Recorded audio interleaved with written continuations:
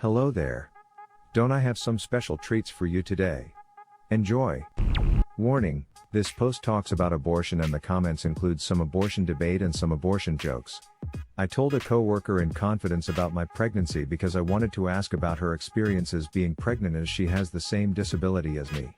At that point I hadn't decided whether to move forward with the pregnancy or not. Shortly afterwards I began to strongly suspect she'd told everyone I was pregnant and then were setting up a surprise party to congratulate me. Also shortly afterwards, I made the decision to terminate the pregnancy. I told the coworker that I'm planning to get an abortion and she went pale. She said, "Oh, are you going to tell everyone else?" And I responded, "Why would I? They don't know I'm pregnant, right?" And she looked really uncomfortable, then eventually confirmed my suspicions. She asked me to please tell everyone, but I said she made the mess by telling people my private medical information, so she has to clean it up. Enjoy telling the boomers that they have to cancel the party they're planning because there's an abortion happening instead. Last summer I bought my grandparents' home from the family and started remodeling it. The septic system was absolutely wrecked and had to be replaced ASAP. Hired the engineer, got plans drawn, pulled permits, and contacted the installer that my engineer recommended. He stalled me through the fall, resulting in me having to wait until this spring, and use a different, more expensive installer. It's been wet. This has caused me major headaches. Once the work was completed, I googled his business. He hasn't claimed it. I claimed the business, switched his number and address to the competition across town. Should be an interested few months for him. Over the last year, I lived in my fraternity house on campus. The first semester that house was filled up, and since I was one of the last to get into the lease I had to take a bad room with several roommates. The room was the size of a garage with a bunk bed, my elevated bed, and a bed on the floor. We also had a couch, TV, and 2 fridges. My bed was closest to the couch. All of my roommates and I had the same friends, so I could typically find around 7 to 12 people in my room on a given day. In the beginning of the year, my parents loaded me up with snacks to last a while. Some stuff was perishable, a roll of bagels, but most wasn't.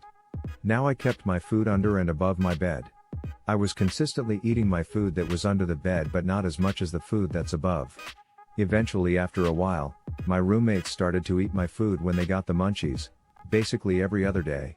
I confronted them about it and they denied it/apologized and paid me back sometimes. One day before dinner I came into the room and noticed someone had eaten my Doritos. I was pissed because I specifically had saved those for later that night and stuck them in a drawer.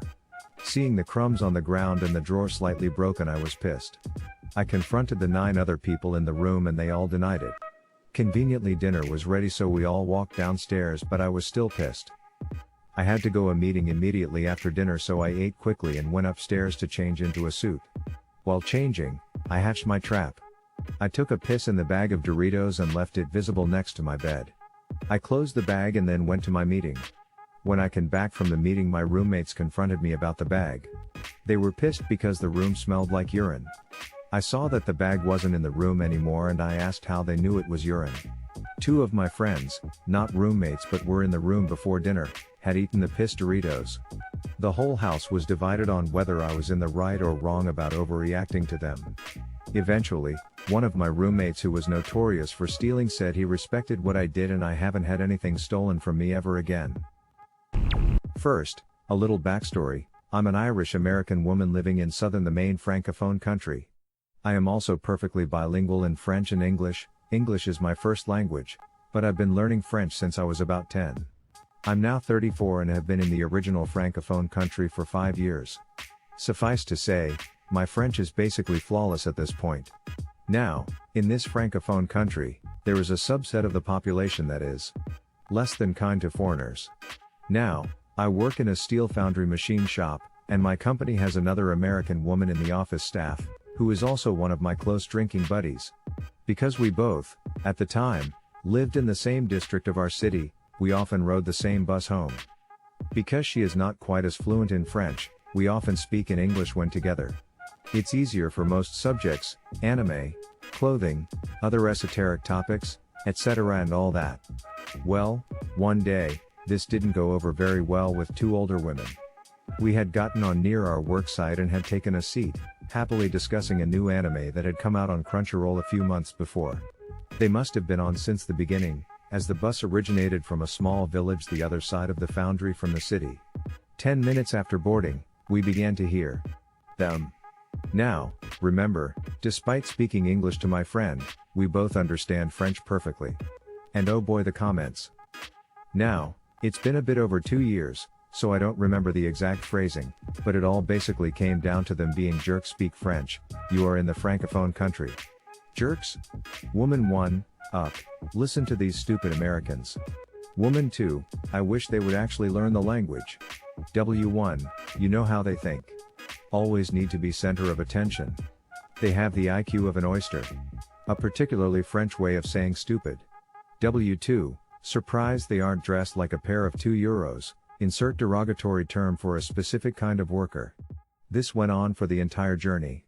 Now, I have just as low an opinion of most American tourists. I'm from a US West Coast state known for being green and weird, and while we are a friendly bunch, I often joke about how folks from a state known for Apple and the film industry are the most invasive species in my state, and so, I take exception to being compared to garbage tourists. I'm also a petty jerk. And both me and my friend knew these women did not speak English, as we had tested the theory by calling them bitter old dingbats and other insults that don't translate easily into French. So we hatched a plan. We had basically had enough, and wanting to pick up some pastries from downtown, I am a total pushover when it comes to eclairs, decided we would shame these two in the most obnoxious way possible. As my friend pressed the button to request a stop, I quietly turned around and faced the two witches. Me, in perfect region-specific accented French, I hope you two have something else to talk about after we get off. I really do enjoy being the center of attention. The look of shock and horror on their face was priceless. They were talking loud enough that the dead could hear. This was where my friend joined in. Friend, I guess as dumb American, derogatory term s, we should start learning French. Say, I know a song we can practice with. As the bus stopped and we stood up, singing Frère Jacques at the top of our lungs. Loud enough that everybody could hear. We got off the bus, still singing as the bus pulled out, the driver grinning like an idiot, and several other passengers laughing as these two women tried to hide their embarrassment. Pretty certain a guy who was sitting behind us had joined in the song. We got eclairs at one of my favorite local places, which was still a ways from our homes, but damn, the walk was worth the pastries. Moral of the story, don't assume that the foreigners speaking a different language don't understand you. My boyfriend was cheating on me for the past month with who I thought was my best friend. I found them in bed one day and I broke up with him on the spot, and blocked both of their contacts. I was sad for almost 3 days until I started planning my revenge. I texted my ex one day if he was itching and burning down there. He said, "What do you mean?" I told him I was also cheating on him and I think I got a STD. He started freaking out because the day before we broke up we had sex. I also texted my ex-best friend that. It was so funny seeing them freak out over the phone hoping it was a joke. I'm pretty sure they're both planning on getting tested now. I was in about 2nd grade and we were outside for recess. As a kid, I would get really bad motion sickness, thankfully it has gone since then. It was so bad that even swings made me feel sick. So we had recess after lunch and being the stupid little kid I was, I decided to go swing for some reason. After a minute or two of swinging, I really needed to go to the bathroom inside to possibly throw up. I went and told the recess monitor that I really needed to go inside and throw up. She tells me to hold it. I go away for about 2 minutes and told her I really needed to go inside. She again tells me to hold it. At this point I know it's coming at any time, so I decide to sit down by the only door on this side of the school and wait. A couple of minutes later, recess is almost over. I feel a sudden urge to throw up, and I do. All over the door. Now this got the monitor's attention as everyone now had to walk to the other side of the school to get inside. Revenge? Gotten. Hotel? Trivago. So today my neighbor mowed all of her grass and blew it directly into the road. This is a crime due to the fact that it is dangerous for people riding motorcycles. My stepdad has always been triggered when they do this as he rightfully can be so as he rides motorcycles himself. Well, today while my stepdad was not home, my cousin, who lives with us, decided to take the leaf blower and blow all of the grass directly back onto her lawn. Blowing dust with it across her lawn and into her garage where she was standing. He had a big crap-eating grin on his face when he did it too. I have the video if anyone is interested, lol. What did you think?